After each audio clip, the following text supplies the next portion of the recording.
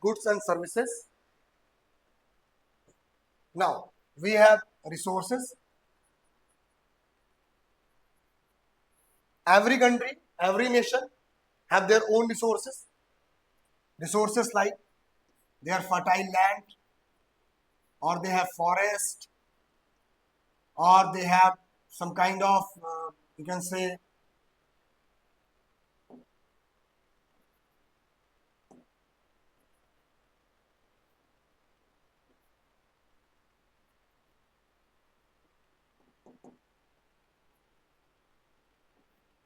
okay, land, forests, minerals like coal, bauxite, aluminium for making aluminium. Okay, these resources are processed and we have a flow of production generates. This flow of production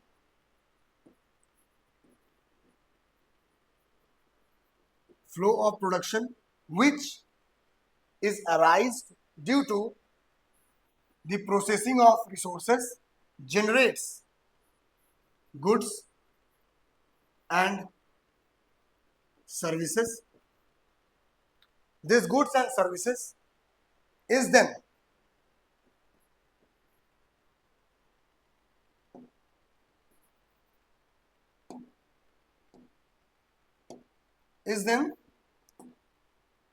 is then sold in the market, or we can say it is consumed by the consumers.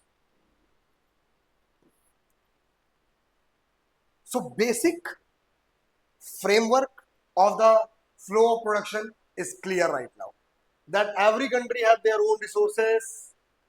These resources are not enough to make a country rich or poor. These resources must have to undergo a transformation process or have to undergo a process of change. This transformation process thus produces a goods and services, the sellable goods and services. These sellable goods and services are then sold and consumed by the consumers. The consumers may be individual, may be an entity, correct? May be a good which is produced, may be finally consumed, or may be used for the production of further goods, or maybe it transformed into some another good, correct? A good can a good may be finally consumed. It may undergo changes and forms a new product, or a good helps in producing a new product with the help of other products. Okay, so now on the basic nature of the economic activity involved decides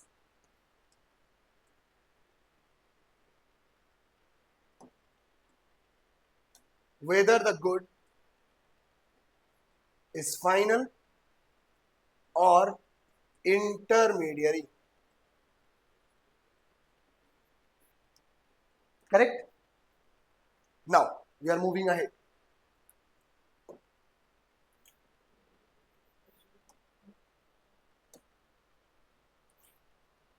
So we have goods and services which are produced or arises out of the flow of production. First is a final good and another is an intermediate goods. Simple है, जैसा मैंने आपको बताया. A final good or an intermediate good.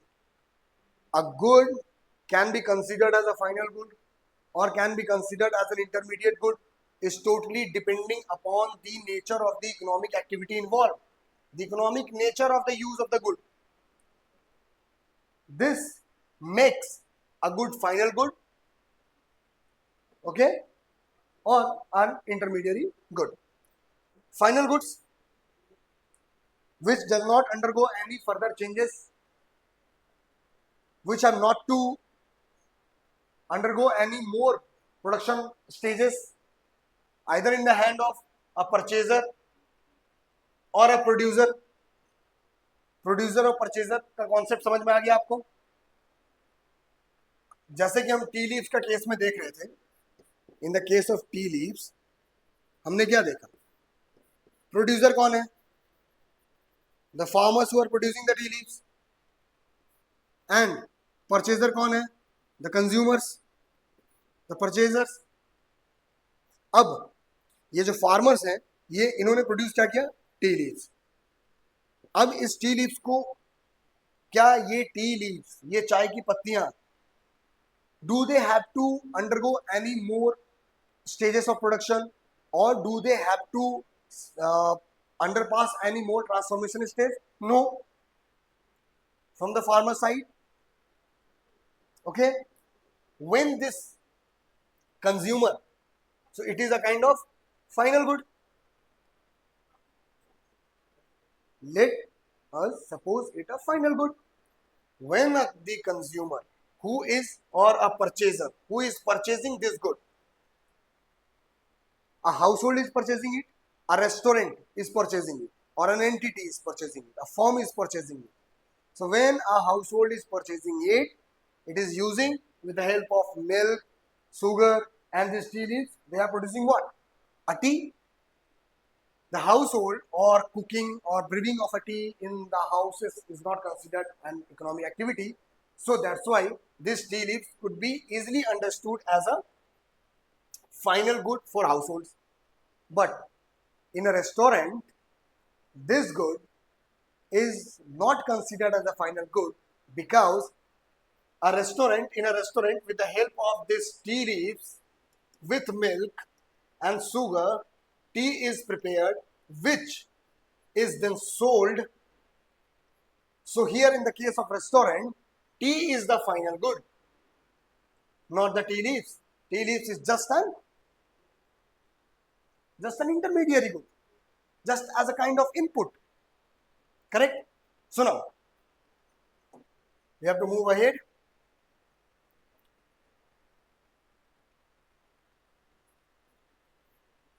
So now, final goods are of two kinds. First is consumer goods. Second is capital goods. Consumer goods like bread, soap,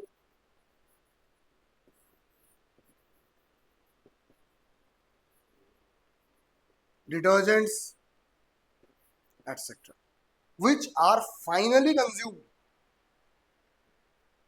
are the consumer goods. Capital goods. Capital goods includes tools, machines, implements, infrastructures, roads, bridges. These all came under capital goods. Then we have intermediate goods, the raw materials, the inputs, like in the case of uh, cloth, raw cotton. In the case of production of sugar, the sugar cane. In the case of production of bread, the wheat.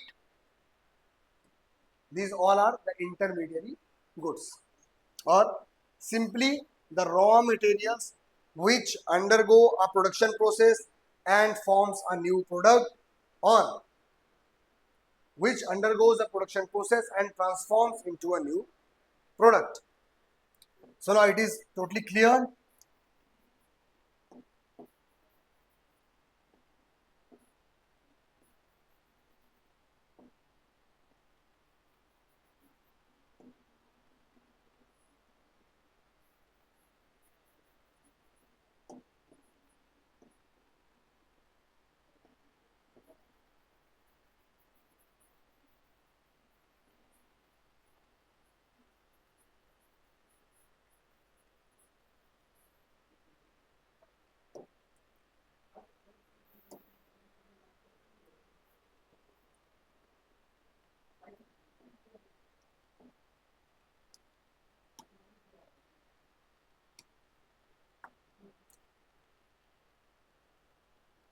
consumption goods.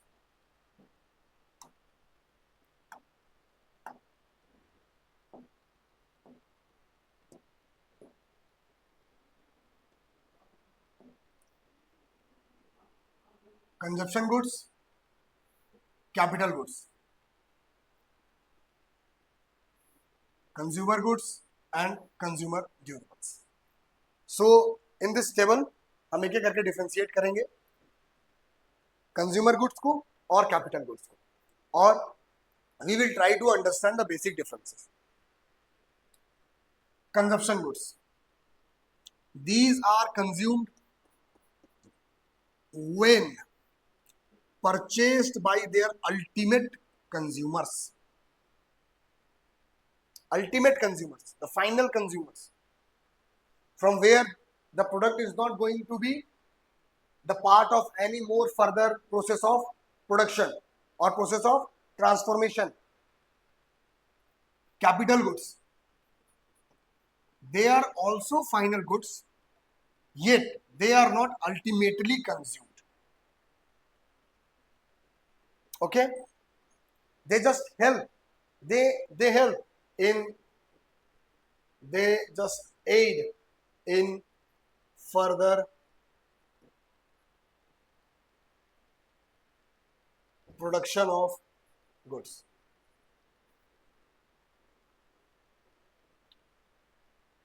They got transformed in the production process. They don't get transformed in the production process. Example, silai machine.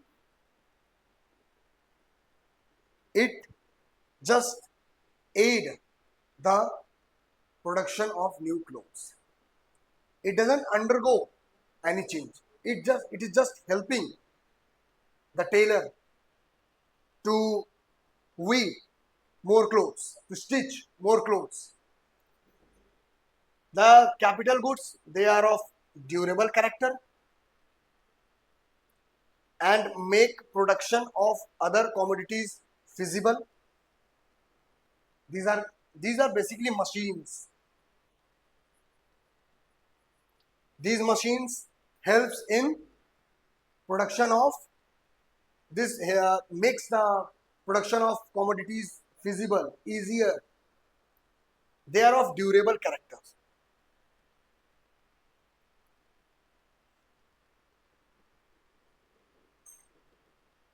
They are the crucial backbone of the production process, aiding and enabling the production to take place. They undergo wear and tear and thus are repaired or gradually replaced over time. But consumption goods, they extinguished by immediate or short period consumption. They are both durable and they are both non-durable in nature. Food, clothing, etc. So these do not need to be preserved, maintained or renewed. So it is now clear, like consumer goods and consumption goods and capital goods. It is clear. So I want that आप अपने comment box में please 10 examples of each, 10 examples of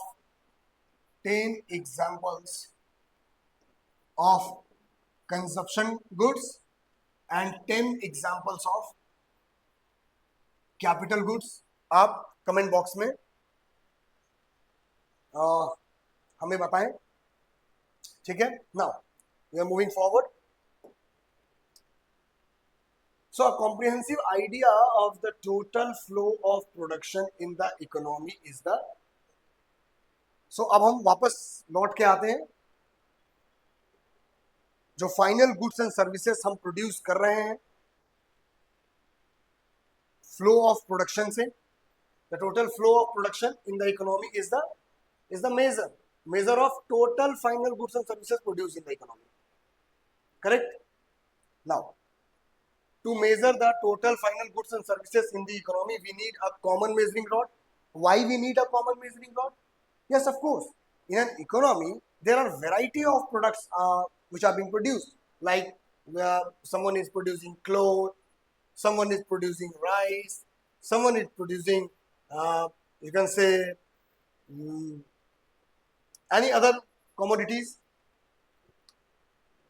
So to measure the value or the total final goods and services produced in an economy, we cannot measure simply like, 100 meters of cloth is produced, 100 kilogram of rice is produced. It would be very immature, and also it would be inappropriate. So to measure the total final goods and services produced in an economy, we need a common measuring rod. So what could be this common measuring rod? So the economist advises us and suggests that our common measuring rod is money. Why money? Why money is the common measuring rod to measure the all final goods and services produced in an economy. Because everything which is produced in an economy is just to sell. Common thing. Because each of these commodities is produced for sale. So the total sum of the monetary value of these diverse commodities, clothes and all, okay, gives us a measure of the final output. Okay, example.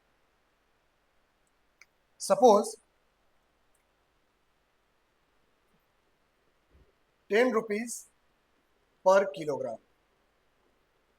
It is the cost, or you can say the rate or the price of sugar in a market. It would be not appropriate cost. The price of sugar in the market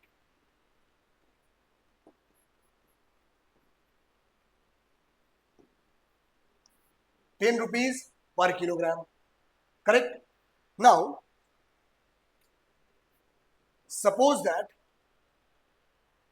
the total final output, we are measuring it in the form of money. Now, a factory or a manufacturing firm have an output of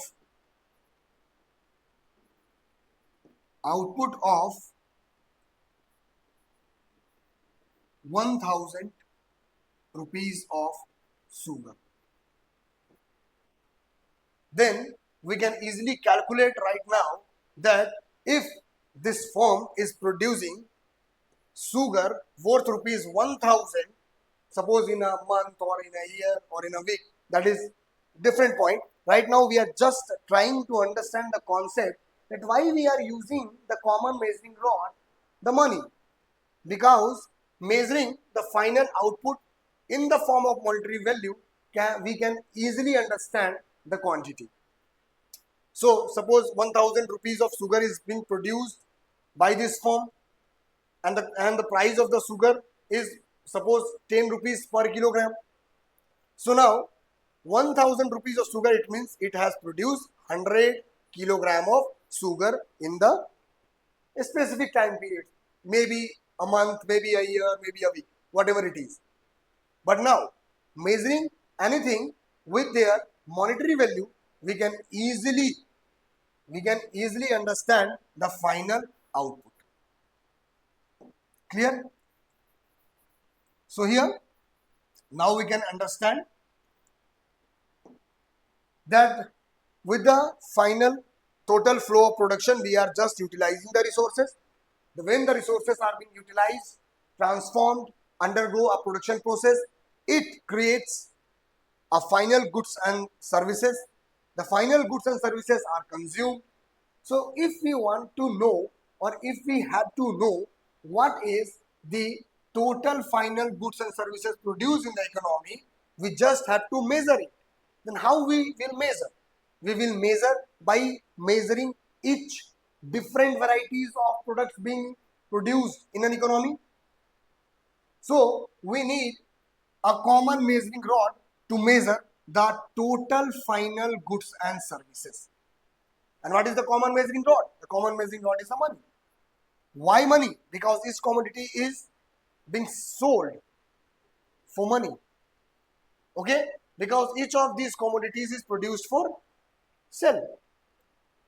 So why to measure the final goods only? Correct. Why to measure the final goods only? Example, जैसा कि हमने लिया, there is a restaurant. In this restaurant, a cup of tea. We are measuring the value of this cup of tea. Why not the tea leaves? It is because the monetary value of the cup of tea itself already includes the value of the tea leaves. Means those intermediary goods and the value of the intermediary goods all are already included in the final output, monetary value of the final output good or the final good. Okay? Because in a final good, the intermediary goods, the inputs, the cost of the inputs are already added.